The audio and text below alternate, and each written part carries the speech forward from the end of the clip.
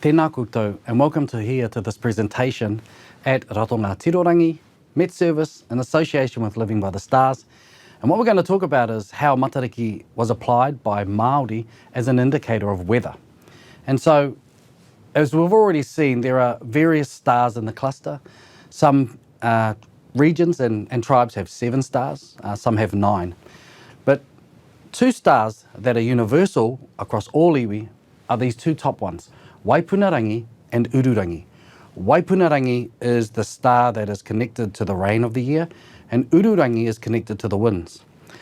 Now, when matariki rises early in the morning, if either of these 2 stars are really bright and clear and easy to see, for instance, if Waipunarangi is showing really clear and it's not really moving or doesn't seem to be hazy or difficult to see, it is a sign that we're going to have good, consistent rain throughout the year.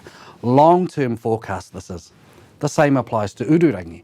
If it's clear and easy to see, then we're going to have consistent winds throughout the year.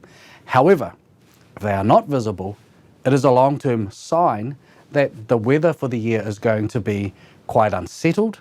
It's going to be very wet, maybe some flooding, a lot of wind, and we need to think of how we're going to respond to that for what we do throughout the year. And so there are a number of terms associated to matariki. Matariki tā puapua means the pools of matariki, or the flooding that happens, or the surface water that sits on the land during the winter when matariki rises. Also, ngā taritari nui o matariki, the strong and blustery winds of matariki, which many of us are feeling at the moment during this winter period. So get up in the morning, get outside, have a look and see what those weather indicators are telling you.